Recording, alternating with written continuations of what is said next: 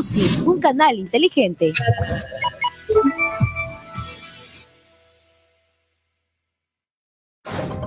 ¿Tienes una denuncia o emergencia?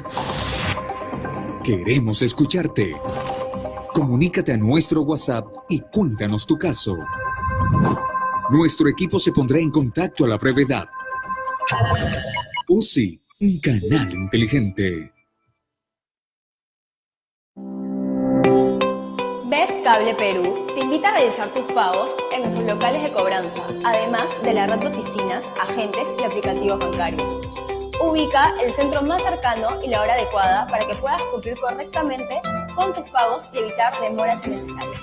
No olvides que, ante cualquier inconveniente, puedes comunicarte con nuestra central de atención al cliente. Ves Cable Perú, cable e internet para todos. Orgullosamente peruanos.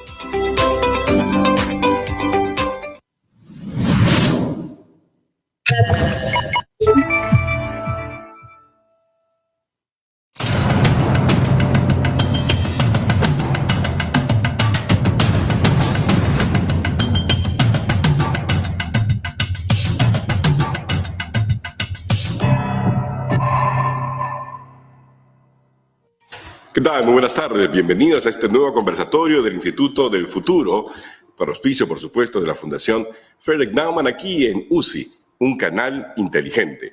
Hoy vamos a tomar así de frente el reto vacuna, porque necesitamos entender qué estrategias existen para la distribución de vacunas aquí en el Perú a la luz de las experiencias en el mundo. Y para ello tenemos una serie de invitados. Está, por ejemplo, Patricia Pimentel.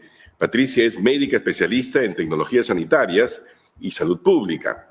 También tenemos a Mario Chong, profesor de la Facultad de Ingeniería de la Universidad del Pacífico. Y a Rohit Rao, el CEO, el presidente de Metro Corporation, una empresa líder en temas farmacéuticos. Así que a los tres le doy la bienvenida, ¿no? Y quiero contarles algo. Miren, yo, por razones familiares, bueno, tengo residencia también en Estados Unidos, ¿no? Y desde aquí me he podido inscribir para vacunarme. Tengo asma, así que la verdad es que me da un poco de pánico esperarme aquí hasta no sé cuándo para que me vacunen, ¿no? Y el sistema, la verdad es que es bien sencillo. Uno entra a un sitio web y te dan una cita, y una vez que me la den, tendré que ir, ¿verdad? Y iré a una farmacia, un CVS, un CVS, ¿no? Ahí en el estado de New Jersey, para que me pongan la vacuna. No es muy complicado, ¿no? Evidentemente, en mi caso, va a tener que ir, tomar un avión y todo lo demás, y pasar la cuarentena, etcétera. Pero lo que quiero resaltar es lo sencillo del tema en apariencia. Evidentemente tiene muchísimos retos de carácter logístico. Pero empecemos entonces directamente. No sé si hoy día tenemos a alguien de la fundación. Perfecto. Tenemos a José Muñoz de la Fundación Frederick Naumann para que nos dé la bienvenida a este conversatorio. José, ¿cómo estás? Muy buenas tardes, Carlos. Siempre un gusto poder saludarte. De igual manera. Saludar, gracias, a este gran grupo de expertos que van a discutir hoy sobre las estrategias para un tema tan importante que creo a todos los peruanos nos interesa sobremanera, que es la distribución de la manera más eficiente y efectiva en cada rincón del país. Solamente comentarles y compartirles el saludo de la Fundación. La Fundación Friedrich Naumann es una fundación política alemana que promueve valores liberales en la región andina. Somos una oficina que trabaja desde Lima, y desde Lima gestionamos proyectos en la región andina que comprende Colombia, Chile, Ecuador, Bolivia, Venezuela y naturalmente Perú. Y especialmente con el Instituto del Futuro venimos trabajando desde el año pasado ya estos conversatorios que buscan promover soluciones, que buscan promover debate y que buscan también incorporar siempre diferentes perspectivas en el debate, siempre caracterizándose por tener un gran nivel técnico. Así que nuevamente muchas gracias al Instituto del Futuro por invitarnos a ser parte de este proyecto, y quedamos súper atentos a todas las recomendaciones y al expertise de este grupo de expertos. Buenas tardes. Muchas gracias, José. Bueno, vamos a comenzar entonces directamente, porque la verdad es que las preguntas están allí. Y lo primero que quiero preguntarle yo a Patricia Pimentel es, ¿Cuáles son los riesgos de no distribuir rápidamente las vacunas? Nosotros estamos evidentemente en medio de esta segunda ola. Los muertos, la verdad que son una tristísima historia diaria. Cada día uno siente que está más cerca de uno, la verdad, da pánico, ¿verdad? Y las vacunas que han llegado son muy pocas, pero las pocas que han llegado, ¿cómo hacer para tener, por ejemplo, la velocidad de distribución que ha tenido Israel o que está mostrando Chile? Patricia. Exacto, buenas tardes. Ante todo, muchas gracias por la invitación. Un placer, Patricia, muchas gracias. Bueno, ante todo, soy oncóloga, así que tengo mi sesgo siempre oncológico en ese tema. Pero definitivamente la cadena de distribución va no solamente desde que empieza la compra, que es el proceso que uno piensa, ¿no? Ya hice todo el proceso, ya compré. No. Este proceso de abastecimiento acaba cuando llega al paciente y está puesto. El riesgo de que demore, obviamente ya estamos pasando el número de fallecidos de la primera ola, es de que lleguemos a la tercera ola, que es la que ya está pasando España y otros países europeos. Pero también es que tengamos a la gente que todavía tiene miedo de vacunarse con esa vacuna de Sinopharm. Y yo creo que es importante explicarles a la gente que esta vacuna de Sinopharm mucha gente está diciendo, ay, pero tiene una eficacia menor del 80%. Esta es una vacuna, tal y como es la vacuna de la hepatitis A, como es la vacuna de la polio, es un virus atenuado, es una vacuna que ha sido alterada genéticamente para que no se vuelva a reproducir y para generar anticuerpos. Entonces, es una vacuna que realmente es como cualquier otra vacuna y cuya efectividad, que es realmente menos del 80%, es suficiente para poder protegernos. Es cierto, tenemos que llegar a una segunda dosis y están los estudios que probablemente tengamos que tener una tercera dosis a largo plazo para poder tener una inmunidad a largo plazo. Obviamente, la gente dice, no, yo quiero la de Pfizer, que tiene más del 80, que llega al 94, yo quiero la de Moderna, pero realmente la efectividad que tiene con el 79 es suficiente para crear inmunidad.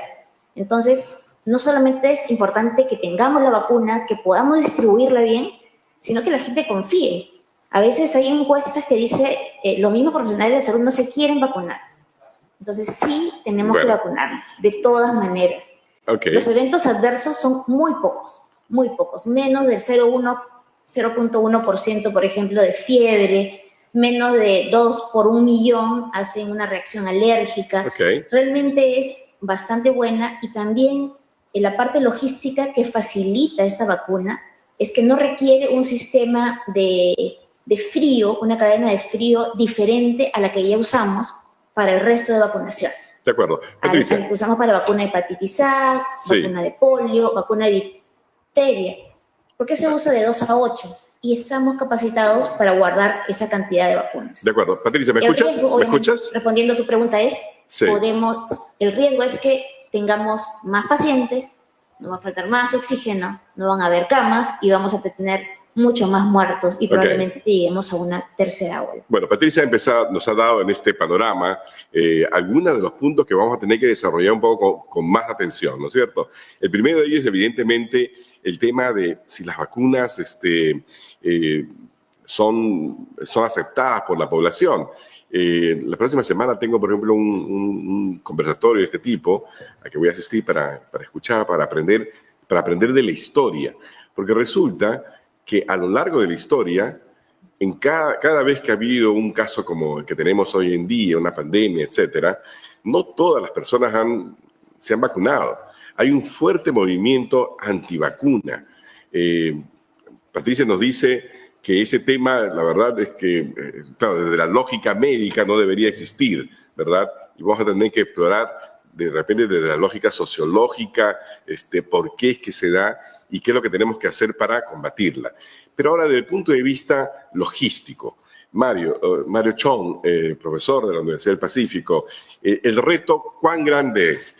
¿Es posible que los peruanos podemos realmente vacunar 23, 24 millones de personas en un lapso de tiempo cortísimo, suponiendo que efectivamente las vacunas llegan en los próximos 3 meses, digamos, ¿no? Sí, es un reto logístico increíble si consideramos las características geográficas del país. Tenemos un porcentaje grande en la costa, pero si queremos llegar a una inmunidad total o una inmunidad de toda la población, tenemos que llegar a la selva, tenemos que llegar a los pequeños pueblos de la sierra, llegar a Tayacaja, llegar a Huaycho, llegar a Tampopata. El verdadero reto logístico está en llegar a esa zona. Por eso nosotros con el BID, con la Embajada de Israel e Innovate Perú, estamos promoviendo una hackathon que... La próxima semana, sí, el 18 y 19, ¿no es cierto? Sí, el 18 y 19 de febrero, y tenemos 3 retos. Tenemos el reto de sistema de información como una base para generar todos los datos y conocer realmente cómo está la demanda o cuál va a ser realmente la demanda de las vacunas. Tenemos un reto logístico de cómo llegar a concretar y cómo llegar con las vacunas a cubrir con esa demanda. Y también tenemos el reto de comunicación, cómo podemos comunicar y cuál va a ser el papel de los líderes locales al momento de incentivar este proceso de vacunación a toda la población. Si me permites ahí, Mario, me permites un momento de cinismo, ahora que acabas de mencionar el tema del papel de los líderes como ejemplos, como role models, ¿no es cierto?, para el tema de la vacunación. No sé qué te parezca a ti, pero, por ejemplo, a mí, enterarme de que el expresidente Martín Vizcarra se había vacunado en secreto, ¿no es cierto?, no lo había hecho saber a nadie, y se había comportado, bueno, como quien todavía se protege, ¿no es cierto?, y de una forma un poco, la verdad que un poco responsable, ¿no?, teniendo contacto con todo el mundo. Yo la verdad me preguntaba cómo no le da miedo. Ahora entiendo por qué no le da miedo. Ese tipo, digamos, de liderazgo negativo, ¿tendrá un impacto también en la población o no?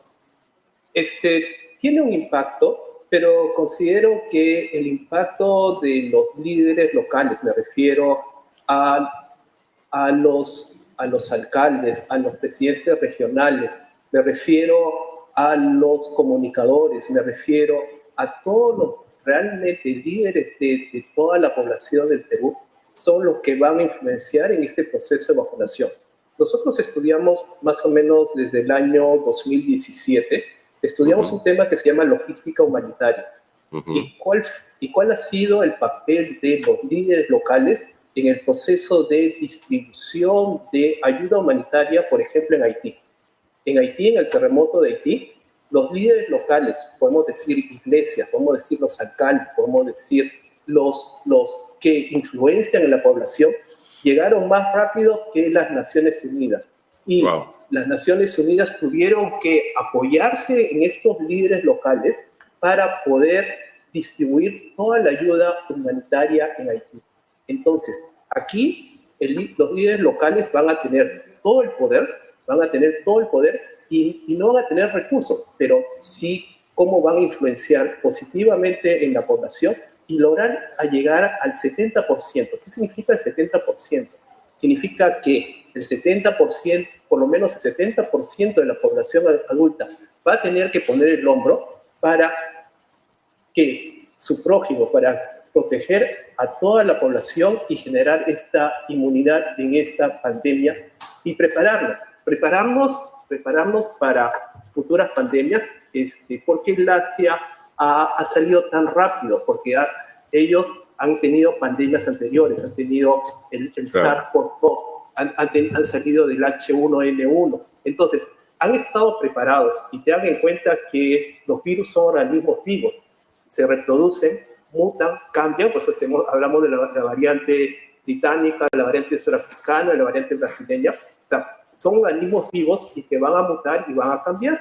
Pero si es que nosotros tenemos un buen sistema de salud, si nosotros estamos preparados para suplir y hacer frente a las pandemias, eso lo que va a hacer es que nosotros vamos a salir adelante y ser más resilientes en todo este proceso. Claro que el problema es que tú lo acabas de decir, si tenemos un buen sistema de salud, no tenemos. Si tenemos buenos líderes, no tenemos. Si tenemos una serie de condiciones que vamos a tener que construir rápidamente, ¿verdad, Mario? Porque sí, de lo contrario, el dolor va a ser mucho mayor. En el 2020 publicamos un estudio del modelo de madurez de la logística humanitaria en el Perú. Uh-huh. Eso fue un trabajo que trabajamos con el Instituto de Minas Saint-Étienne en Francia, con la Universidad de Sao Paulo de Brasil, con la Universidad Nacional de Colombia y con la Pontificia Universidad Católica del Perú. Y ese estudio, digamos, es conocido por las autoridades, puede activarse rápidamente sus conclusiones, etcétera, ¿o no? Este estudio está publicado en una revista indexada, es una revista de rango 1 y está abierta a todo el mundo. Y nosotros ahí medimos cuál fue la madurez de la logística humanitaria del Perú en el año 2017. La comparamos con la logística humanitaria de Colombia y de Brasil. ¿Y cómo estamos? Desde el 2007 hasta el 2020, después del fenómeno del Niño, solamente avanzamos 0.3. Estamos en un nivel de 2. Pensamos que después de 3 años llegaríamos a un nivel de 3 y solamente tenemos un nivel de 2.4, un nivel sistematizado más no proactivo.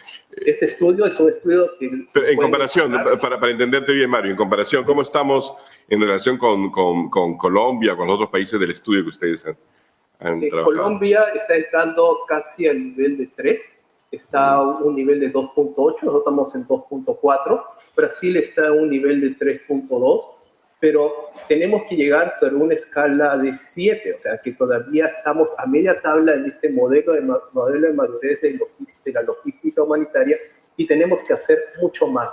Tenemos que hacer mucho más y estar preparados. O sea, nosotros somos los actores de esta pandemia, pero tenemos que estar preparados para las futuras pandemias. Sí. O sea, ya la segunda ola, tercera ola o la cuarta ola. Totalmente de acuerdo. Si nos agarras preparados, salimos adelante. Sí, nosotros lo hemos trabajado desde el principio, hemos hablado aquí que en realidad COVID-19 marca un punto de inflexión, que tenemos que enfrentar esta pandemia y tenemos que prepararnos para las próximas pandemias, porque las pandemias de hoy en día van a ser, digamos, la norma, ¿no? Porque efectivamente la gente viaja, los virus viajan y no hay forma esta vez de detener en un mundo que es todavía mucho más plano, ¿no es cierto? Y después voy a querer saber un poco, a partir de ese estudio, ¿no? ¿Cuáles son las conclusiones, cuáles son los retos que tenemos y que va a tener cualquier nuevo gobierno, ¿no? Que implementar rápidamente justamente para llegar, como dices tú, no a 3, sino llegar a 7 en materia, digamos, de preparación logística para poder enfrentar estos temas. La Organización Mundial de la Salud ha afirmado que el mundo se encuentra al borde de un fracaso moral catastrófico en compartir la distribución de las vacunas, ¿no? Y ha instado a los países y fabricantes a distribuir las vacunas de manera más justa en todo el mundo. Yo me preguntaba, evidentemente soy un lego en la materia, pero me preguntaba, a ver, si aquí en el Perú las compañías farmacéuticas pueden hacer localmente, ¿no? Medicina, pues, contra el cáncer, contra una serie de enfermedades muy complicadas, producimos todo tipo de vacunas.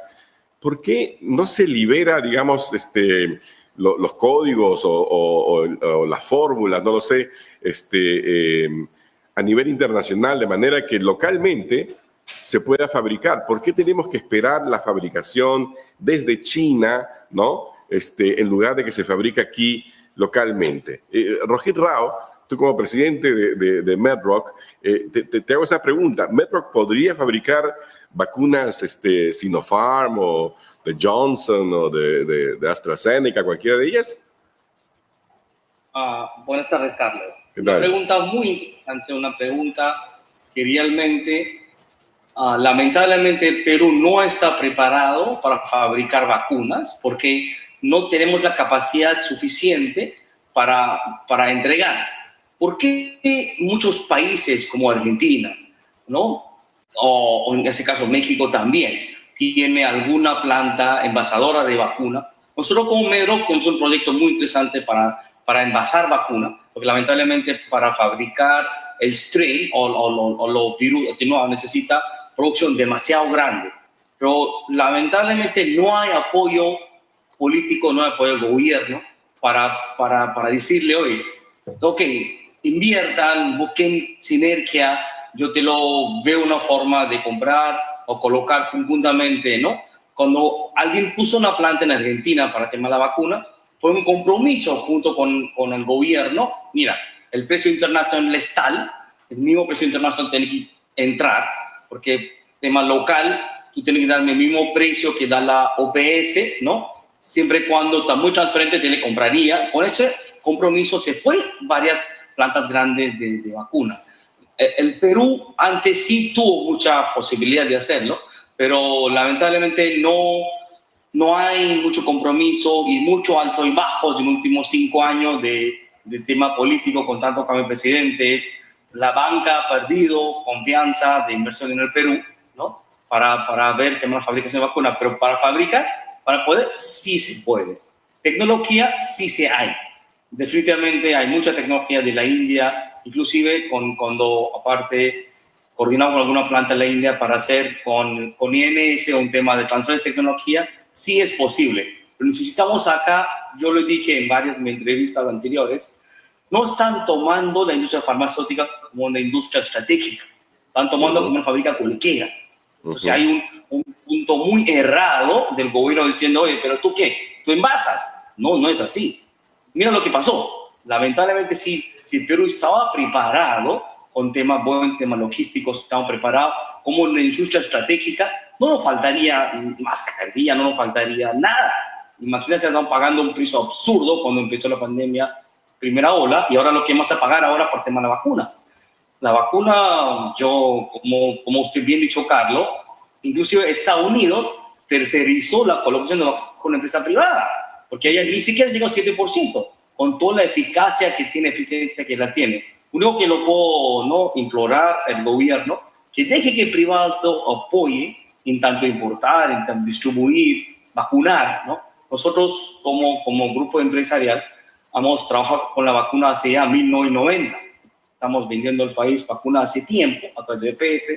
Inclusive en el 2006, cuando hubo casi una pandemia de hepatitis B, justo con la misma ministra que está ahora, nosotros hicimos una masificación. ¿Cómo se hizo? A través de la farmacia, definitivamente, y pusimos varios módulos de campaña bien hecha con una cosa bien hecha dentro de los supermercados Metro y Wong. Esa época me acuerda, mismo Erasmo Wong dijo, señores, ¿cómo te apoyo? Nosotros dijimos lo mismo, ministra, ¿cómo te apoyamos? Si un precio marcado peor era 100, 120 soles, dijimos que costo más costo de colocación, masifiquemos. Una vacuna se masificó esa época con 30, 32 soles y llegamos a mucha población muy rápido. Lo que te dice el ministerio es apoyar que la empresa privada ataquen, vacunen el gente joven, porque Perú somos un país joven. Necesitamos que trabajadores que vayan a trabajar. Muy errado están diciendo, no, aquí, pucha, los jóvenes se van a pasear, que jaranean. No, señores, los jóvenes ahora quieren trabajar. El recurso humano que acá necesitamos proteger.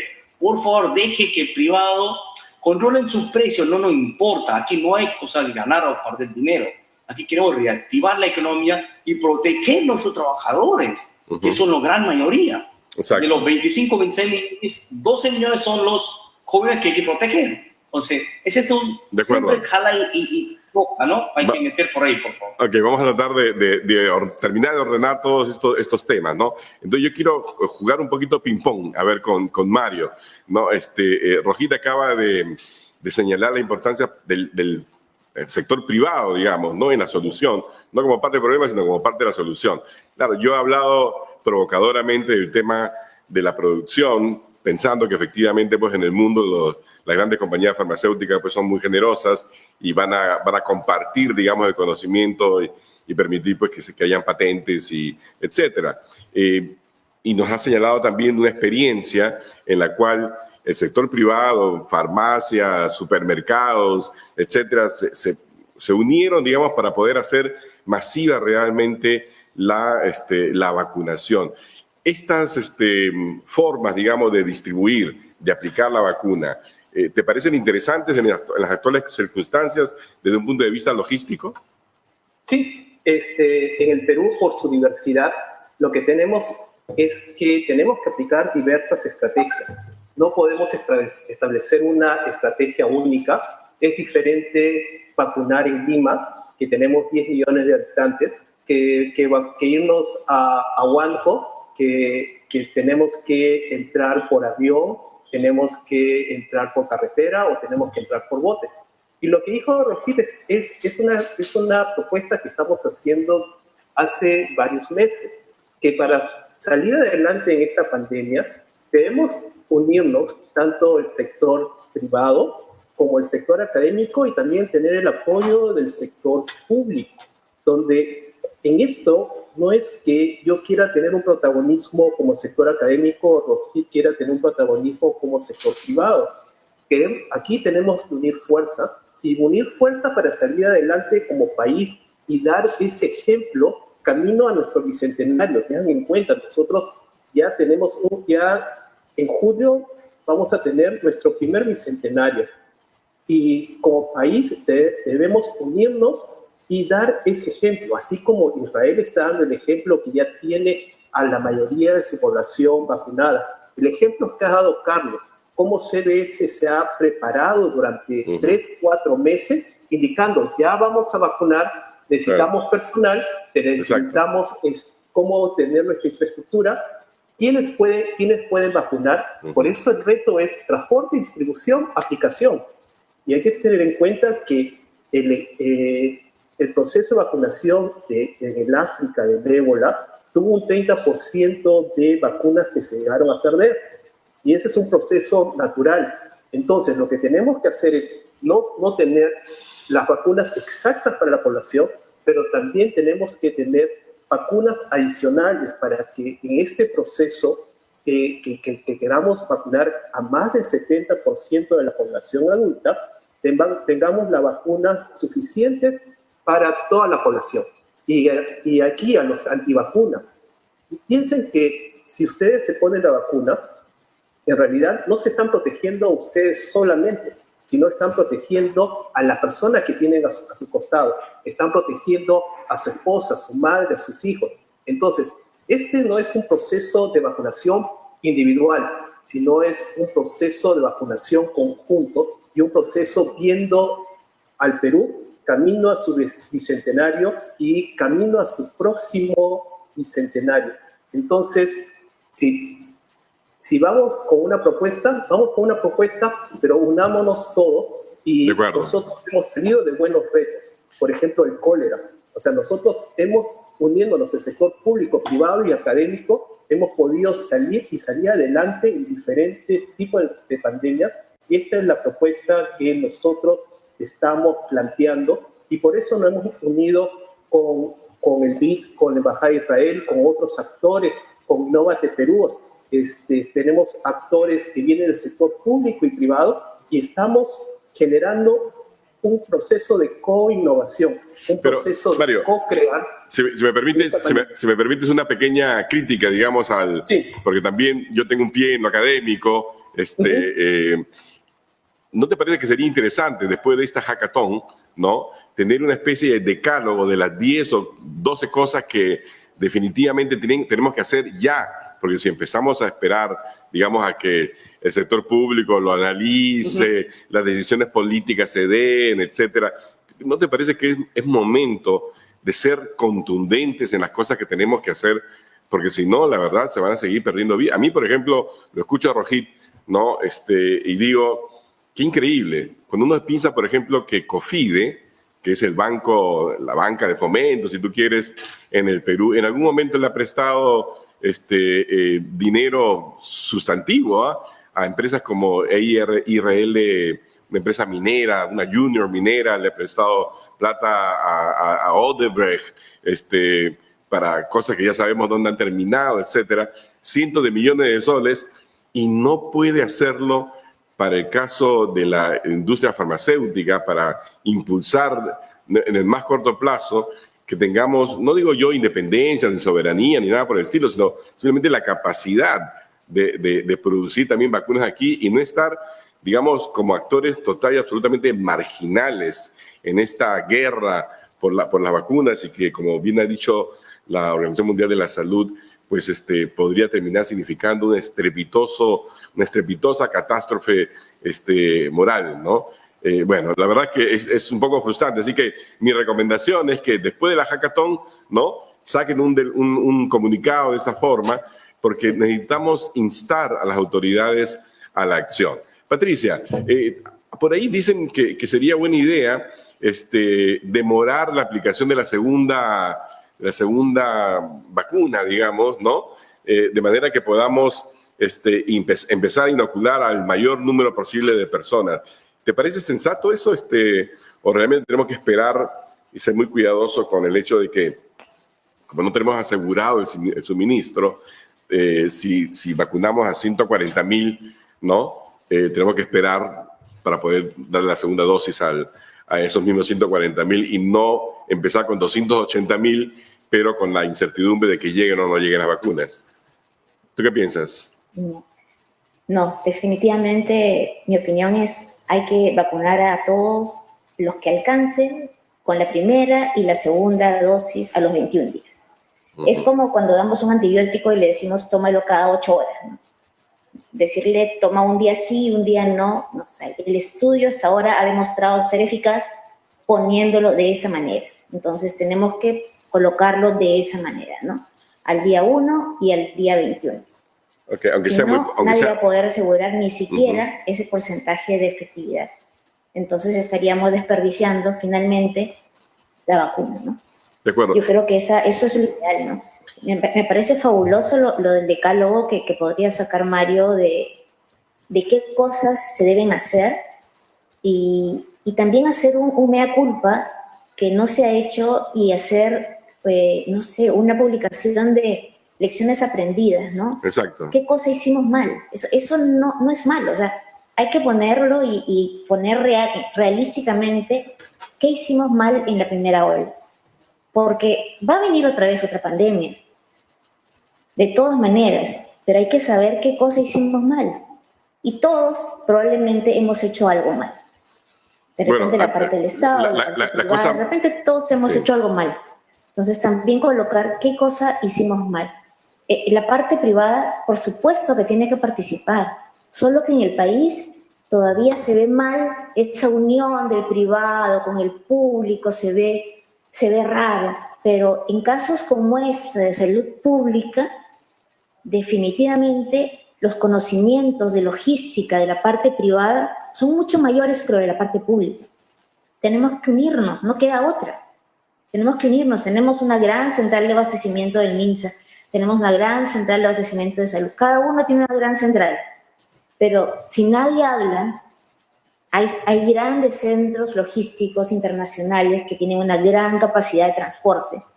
¿Por qué no unirnos? O sea, ahí yo creo que por eso la OMS dice que estamos realmente en una etapa de una crisis moral, ¿no?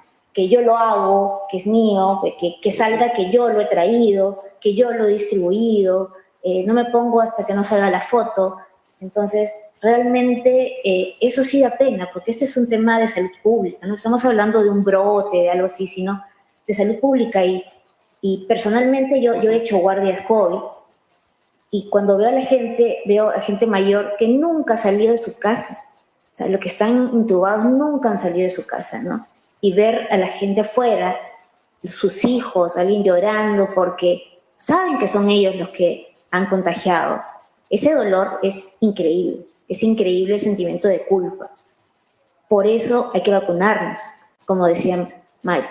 Pero ¿cómo hacemos no entonces? por nosotros a veces, sino por la gente que vive con nosotros, ¿no? Patricia, pero ahí tenemos un problema, ¿no es cierto?, muy grave.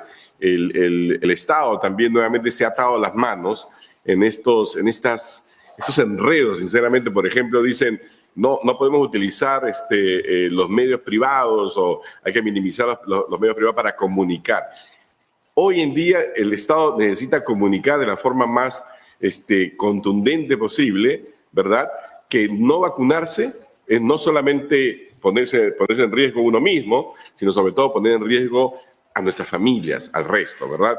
Y que no vamos a tener realmente inmunidad hasta que el 70-80% de la población esté vacunada. Así que es un tema de gran responsabilidad, pero eso no se va a hacer si no hay una campaña fortísima en ese sentido, ¿no?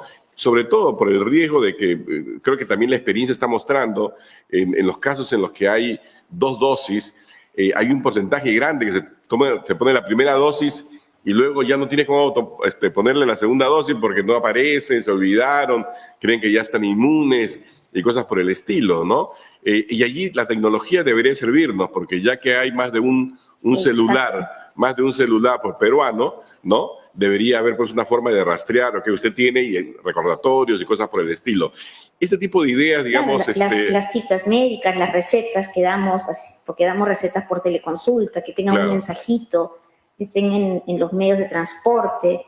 No solamente es lávate las manos y échate alcohol, porque eso ya todo el mundo lo sabe, pero sí que la gente siga saliendo es un peligro, y que no se quieran vacunar es más peligroso todavía, ¿no? Yo creo que sí, la comunicación es importante y ha sido una debilidad de muchos, ¿no? De ese gobierno, de muchos gobiernos, una comunicación efectiva realmente a la población. Efectiva, no una propaganda del gobierno, sino una comunicación efectiva sobre eso, ¿no? Una comunicación desapegada, diciendo, ¿sabes qué? Tienes que vacunarte por ti, por tu abuelito, por tu mamá, por toda esa gente, y decirles claramente, o sea, esto está pasando. A veces dicen, no hay que decir eso porque suena cruel, pero está pasando, o sea, hay cosas que se pueden decir, o sea, esto no es una película. Exacto. Esto se está viendo en la vida real. Lo estamos viviendo. Por eso cuando te escuchaba, Patricia, cuando te escuchaba decir, este es un tema de salud pública, yo la verdad en mi cabeza decía, no, este es un tema de muerte pública. Y tenemos que decirlo así, porque no es, sencillamente, no podemos seguir hablando con medias tintas, ¿verdad? Mario, desde el punto de vista de la distribución y de la logística, ¿qué papel pueden jugar el ejército, las instituciones armadas, digamos? Porque esto es una guerra, ¿verdad? Y si alguien sabe de logística también en tiempos de guerra, son las Fuerzas Armadas. ¿Qué papel le ves tú? ¿O qué papel le ven los estudios que has realizado? El papel de las Fuerzas Armadas es un papel fundamental. Hay que tener en cuenta que las Fuerzas Armadas son los primeros que entran en un momento de desastre. Si definimos desastre, es un momento donde las instituciones pueden reaccionar. Y hemos trabajado logística militar frente a catástrofes. Y la catástrofe significa ya cuando las instituciones no pueden entrar. Vimos el caso de Paita en el año 2017, donde la Marina entró con cabotaje a Paita, entró con cabotaje al puerto de Paita, y de ahí el ejército comenzó a distribuir la ayuda humanitaria a los puntos de distribución. Entonces, la vacuna va a ser un proceso diferente, pero sí nos tenemos que apoyar tanto las Fuerzas Armadas, tanto el sector privado como el sector académico. Por ejemplo, si tenemos los campamentos mineros o si vamos a los sitios de explotación de petróleo en la selva, allí van a tener que entrar la logística minera o la logística privada, porque ellos normalmente distribuyen sus alimentos, distribuyen todos sus suministros por helicóptero. ¿Cómo vamos a llegar a la mina? Las minas tienen ya un sistema de distribución y dentro de este flujo de distribución hacia sus centros de operaciones podría apoyarse el sector público en la distribución y aplicación de la vacuna. Entonces, este es un trabajo conjunto, es un trabajo que tenemos que trabajarlo de manera conjunta entre todos. No es solamente ver protagonismos o protagonismo de diferentes sectores y trabajarlo de manera conjunta. Okay. 10 millones de habitantes de Lima va a ser rápido.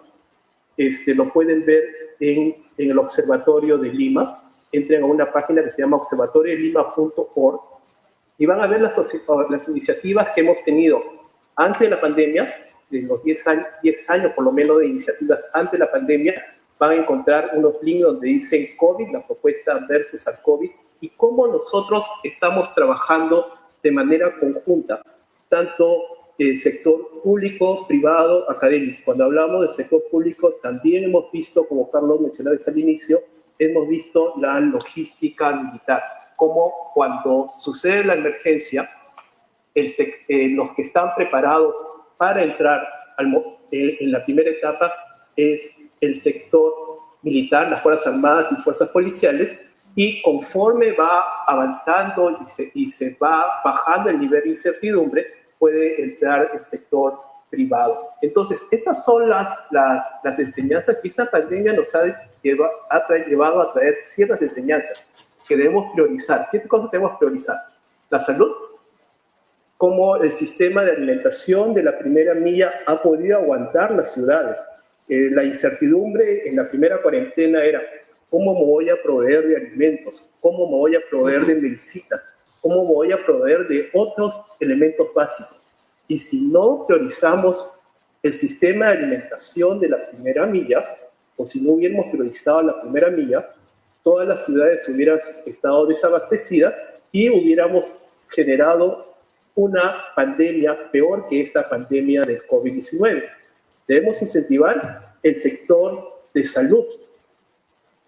Ya a un año de la primera ola, relativamente no hemos aprendido mucho, pero sí tenemos menos incertidumbre porque ya el sector médico tiene algunas herramientas para poder tratar la pandemia.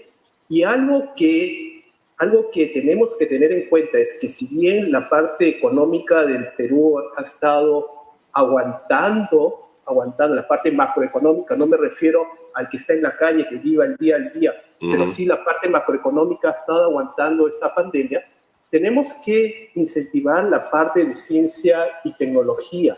Lo que dice Rohit es muy probable, o sea, yo hablo es muy probable que la mayor parte de la vacuna de Sinovac se envase en Brasil. ¿Por qué en Brasil? Porque el laboratorio Butantan de Brasil tiene la capacidad de producir 1 millón de vacunas por día. Entonces, el laboratorio Butantan está dentro de la Universidad de Sao Paulo y pueden producir 1 millón de vacunas por día. Y están esperando que lleguen los suministros para poder envasarlos y poder producirlos en Brasil. Entonces, tengan en cuenta eso. O sea, si ya tenemos parte de un eslabón macroeconómico estable, tenemos que reforzar la parte de alimentación, la parte de la primera milla. La papa es un alimento andino y un alimento que salvó de la hambruna a Europa. Claro. Y es un alimento que debemos revalorarlo para el bicentenario del Perú. La alimentación, reforzar nuestro sistema de salud. Una vez que ya tengamos alimentación, salud, ¿qué tenemos que hacer? Es ir al siguiente eslabón. Al siguiente eslabón es reforzar la ciencia y la tecnología. Claro, pero Mario, me parece genial todos esos eslabones, pero si no tenemos un plan de emergencia, si no actuamos con el sentido de urgencia necesario, no vamos a terminar, pero ni siquiera con el primer eslabón, ¿no? Y a mí lo que me preocupa es eso, porque estamos hablando de cientos ya hemos pasado seguramente los 100.000 muertos, ¿no? Si los tiempos son más o menos como los han dicho, ¿verdad? Y a abril tendremos 2 millones más, significa 1 millón más de personas vacunadas, ¿verdad? Eso todavía está muy, pero muy lejos de ese 70%. Entonces, a lo largo de todo este año, tendremos todavía muchísimos casos de muchísima gente que muere, ¿verdad? Y me preguntaba, quería preguntarle a Patricia justamente, ¿no? Si hay en el camino también una solución intermedia. Leí por ahí que desde Israel se ha trabajado, digamos, una especie no de cura, pero digamos una serie de fármacos, etcétera, que en ausencia de la vacuna podrían servir para tratar rápidamente los casos que normalmente te llevan a una UCI y después desafortunadamente a la muerte. ¿Qué se sabe de eso a nivel, digamos, médico en el Perú?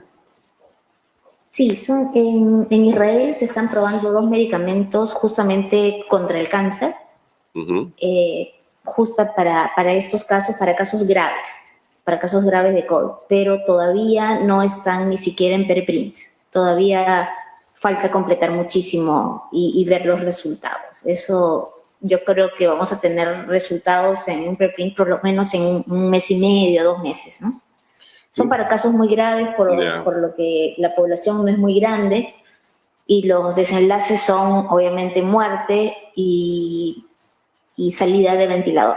Pero son 2 medicamentos contra el cáncer que están probando. Los medicamentos que ni siquiera tenemos nosotros. Porque en una parte escuché que a veces nosotros producimos medicamentos y Regina debe saber que no tenemos ni siquiera, por eso que nos ha agarrado la pandemia así, no producimos ni guantes. Claro. O sea, no producimos guantes. O sea, ¿cómo es posible que no falten guantes? O sea, no producimos mascarillas simples. No producimos nada, ¿no? O sea, y eso lo podemos hacer.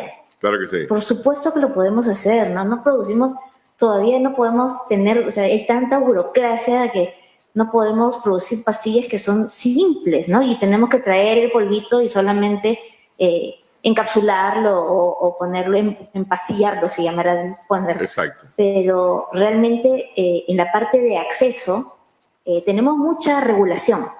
Yo siempre digo que la parte de la autoridad es muy regulatoria, pero la parte de acceso falta ponerle todavía otro monstruito así muy grande que ayude, porque eso es lo que necesitamos, acceso. En lugar de estar trayendo cosas y solamente encapsulándolas, poder hacer por lo menos un par de guantes de látex y no estar llorando después porque no tenemos. Hacer mascarillas tampoco es la cosa más difícil del mundo.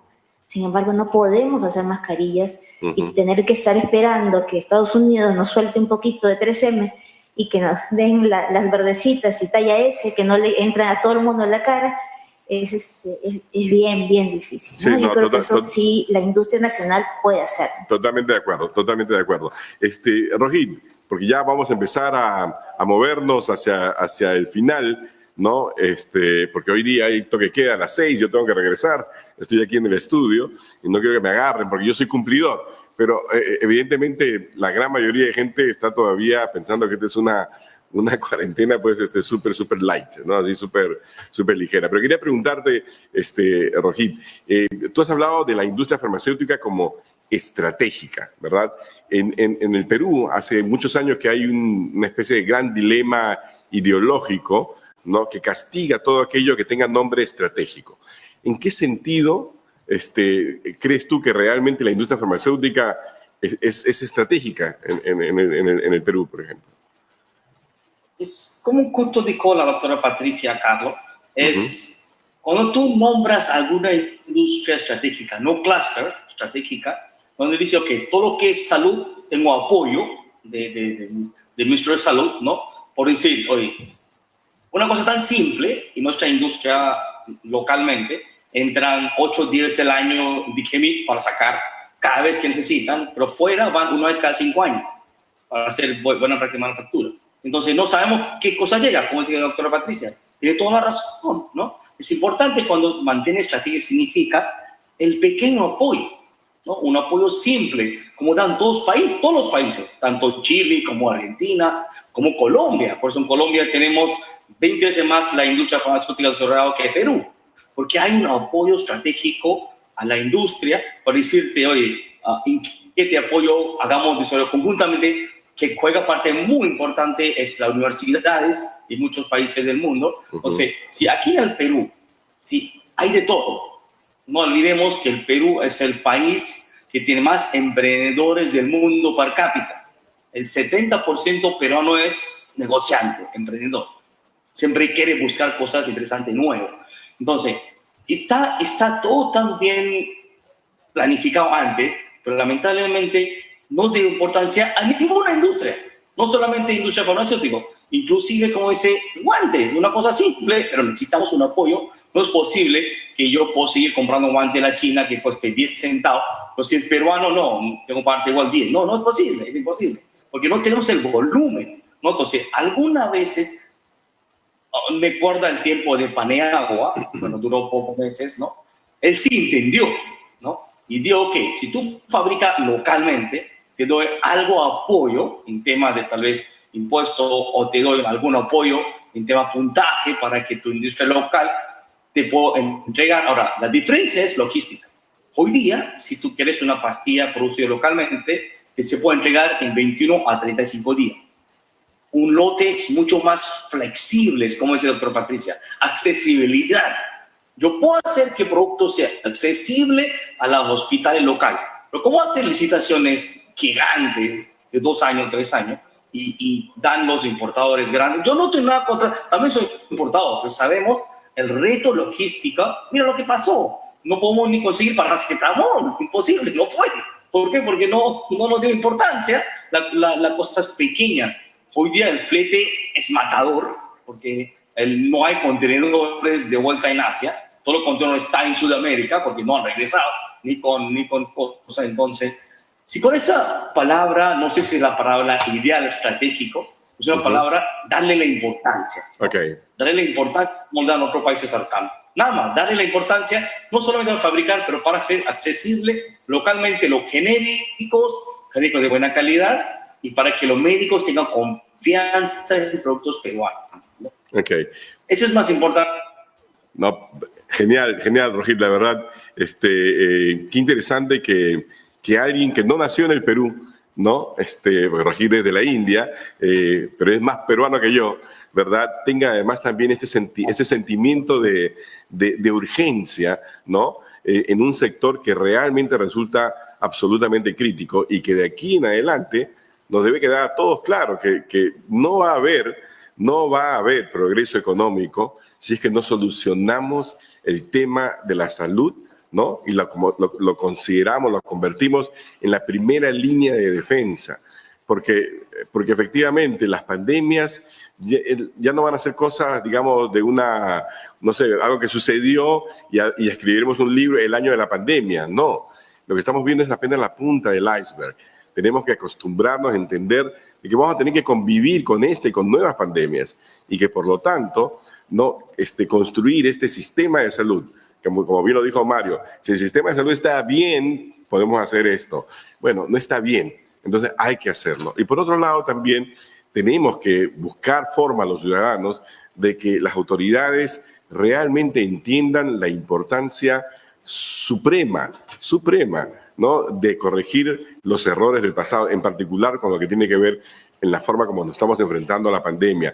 Volvamos a repetir las cosas básicas, muy básicas, pruebas moleculares, seguimiento, rastreo, aislamiento, todo eso tiene que seguir y tiene que seguir con más fuerza incluso, porque de lo contrario, todo el esfuerzo que se está haciendo en materia económica en traer las vacunas no va a significar mucho, la verdad. Así que desde acá le quiero yo ir agradeciendo a Patricia por su calidez y por esa capacidad que tiene de transmitir. La verdad, Patricia, debería ser tú una de las figuras que nos ayude, digamos, a vender mejor la idea de que hay que protegerse, hay que vacunarse, ¿no? Así que te propongo a ti como figura. Mario, muchísimas gracias por toda esa inteligencia. Espero que el sector público lo pueda capturar. Y a Rohit, muchas gracias por tu amor al Perú. A todos ustedes, gracias por escucharnos. Yo soy Carlos Anderson. Este es el conversatorio del Instituto del Futuro y están aquí en UCI, un canal inteligente. Quédense. Hasta luego.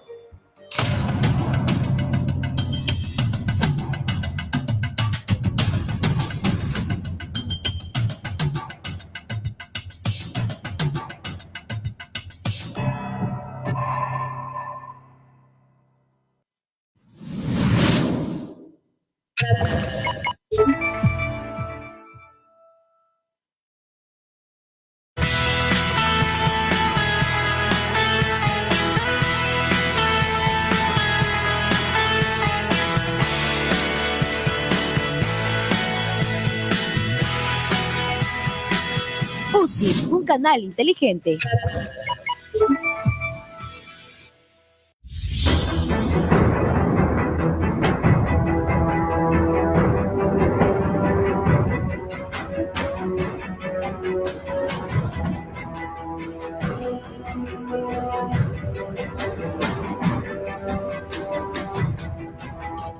Un minuto con el profeta Jaime Chávez. Así dice, Señor, sal por la ventana, medita y respira. Respira y medita, porque te voy a traer a la memoria cosas maravillosas que has logrado en tu vida. Cosas grandes que has hecho en tu vida. Has hecho cosas perfectas. Has hecho cosas lindas. Te has equivocado muy poco. Has hecho cosas maravillosas. Respira y medita. Reinvéntate y recomienza. Este tiempo es tiempo de meditación. Es tiempo de entrega. Es tiempo de luz. Es tiempo de flores. Respira por la ventana. Respira por la puerta. Tal vez no puedes salir mucho, estás un poquito desesperado, pero yo estoy contigo. Respira y relájate. Medita en las cosas buenas que has hecho en tu vida y medita en las cosas buenas que vas a hacer, porque ahora es que te doy vida, ahora es que te doy fuerza para avanzar con poder. Te dice el Señor, con poder, avanza, avanza, no tengas miedo.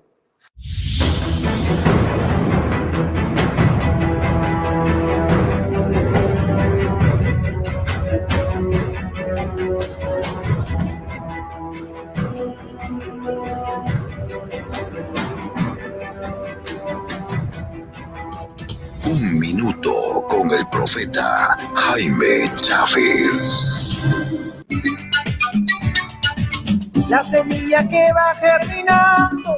Soy Rafael López Aliaga de Renovación Popular. Mis propuestas son hambre cero con el voluntariado juvenil, empleo masivo con trabajo vecinal y rural, postas COVID y oxígeno para todos, seguridad con trabajo de vigilancia vecinal. Hoy el Perú nos necesita. Acompáñame con tu voto. Ganaremos en primera vuelta. Sí se puede. A pesar de las mentiras y el sufrimiento, sigo creyendo en que se